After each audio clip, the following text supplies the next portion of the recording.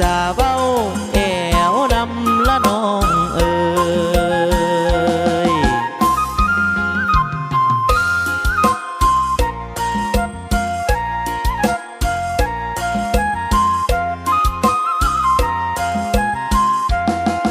อันว่าเบิ่งผิวขาวปานฝ้ายมางามลายลูกสาวเพิ่น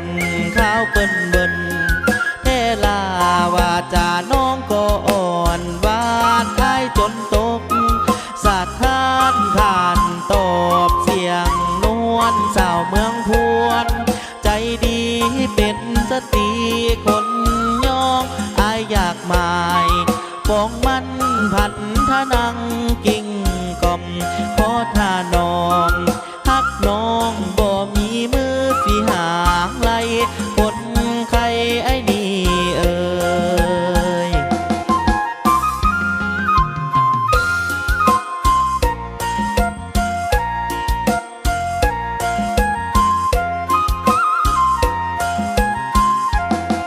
ดินแดนวีละสนโอ้นามนผมดำคิ้วกอง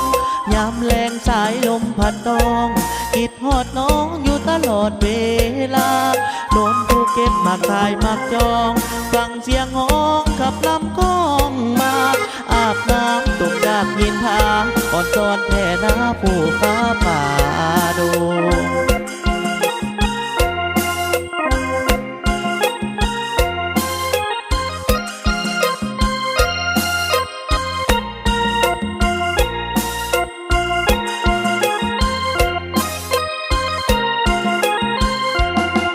นางเอ๋ยบุญอายลายจึงมาพอ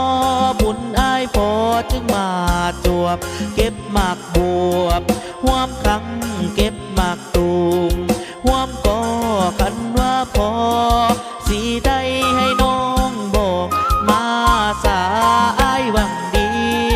จึงมาปรารถนาเคียงเจ้า